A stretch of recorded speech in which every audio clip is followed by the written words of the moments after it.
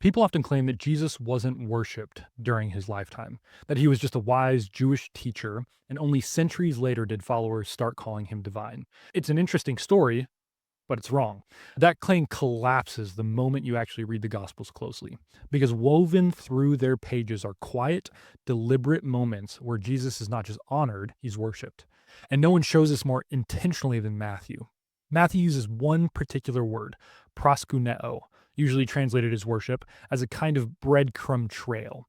Each time it appears, it reveals something deeper about who Jesus really is. And here's what's fascinating.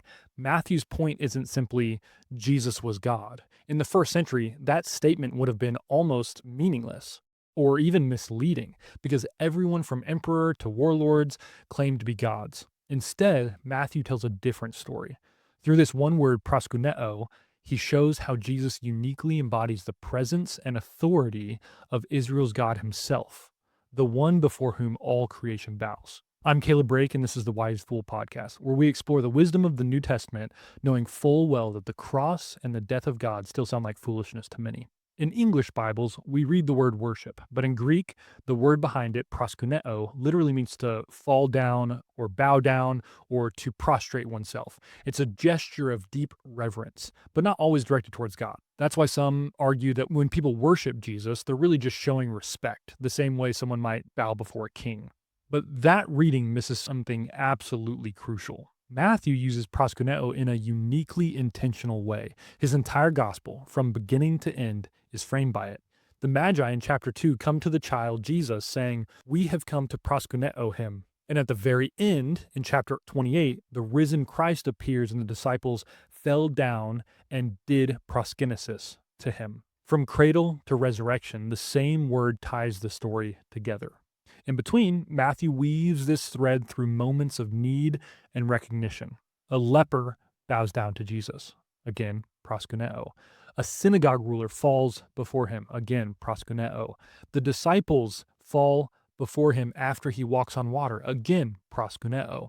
And a Canaanite woman bows in desperation for her daughter's healing. Once again, proskuneo. Every act of proskuneo is charged with meaning. But the key to understanding what he's doing here, comes in one pivotal scene. It's actually in the temptation scene in the wilderness. In Matthew 4, the devil tempts Jesus with a shortcut to glory. This is what he says. "All these I give to you, if you will fall down and proskuneo me." Jesus uses scripture to reply. He said, "You shall proskuneo the Lord your God and serve him only." That moment defines everything that follows. It sets the theological rule of the narrative. True proskuneo belongs to God alone. And that's why it's so striking when, from that point forward, Matthew keeps showing Jesus receiving proskuneo and never refusing it. When the leper bows, Jesus accepts it. When the disciples fall before him after the storm, he receives it. When the Canaanite woman kneels in desperation, he honors it. And when the risen Christ appears, Matthew tells us plainly, "And they rendered proskynesis to him." Jesus rejects Satan's request to proskuneo him. He reacts so strongly to it that he says that this should only be given to God alone. But then he turns around and accepts it as appropriately given to himself throughout the whole gospel. Each instance of proskuneo is a breadcrumb.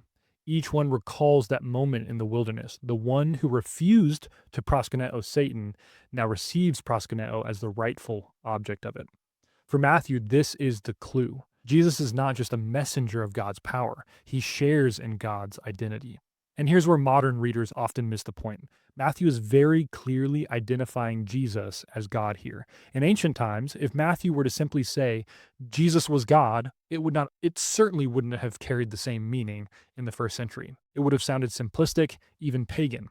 After all, the Roman emperors were constantly claiming to be divine. So that just it wouldn't have the same meaning it does today. Matthew's claim is far more precise and profound. He shows Jesus doing what only Israel's God can do, forgiving sins, calming chaos, commanding creation, and then surrounds those acts with people worshiping him. And get this, everything he wrote in the Gospel of Matthew was directed towards a Jewish audience. More than anyone else, they knew that worship belonged to God alone. So Matthew depicts Jesus as the appropriate object of worship before a readership who had been trained their whole lives to worship God only. Skeptics can disagree with Matthew and say that Jesus isn't God. but they cannot claim that Matthew didn't believe it.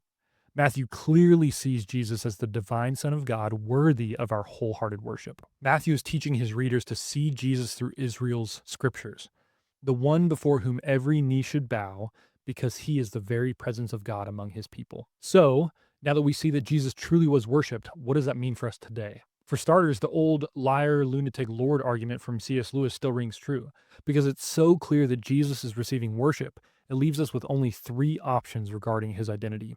Either he's lying, he acted like he was God, but he isn't, or he's a lunatic, he genuinely thought he was God, but he wasn't, and therefore he's crazy, or last, he really is who he said he is, the Lord of the entire universe. There's no fourth option. You can't say he was just a good teacher that we can learn lessons from without believing he's God. He didn't leave us that option. Second, the use of proskuneo shows us worship is never ritualistic in the New Testament. It's a posture of dependence. The people who bowed before Jesus in Matthew, they're desperate, unclean, grieving, terrified, and helpless. They come to him not to flatter or with a morally upright posture. They come in humility with the knowledge that only he alone can save. Third, the contrast with the devil's offer matters.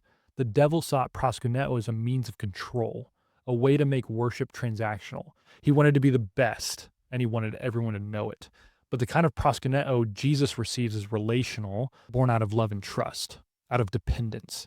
Jesus doesn't need our worship. He calls us to worship him for our own good. And last, by tracing this word through Matthew, we see that worship is the gospel's narrative arc. The one who refused false worship at the start is revealed as the one worthy of true worship at the end.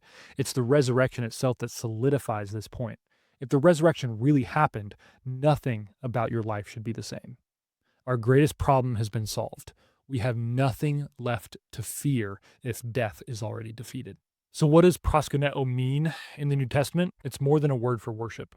It's a thread that ties the entire Gospel of Matthew together, from the manger to the resurrection. Proskuneo reveals who Jesus is and what it means to respond to him rightly. To fall down before Jesus isn't just reverence.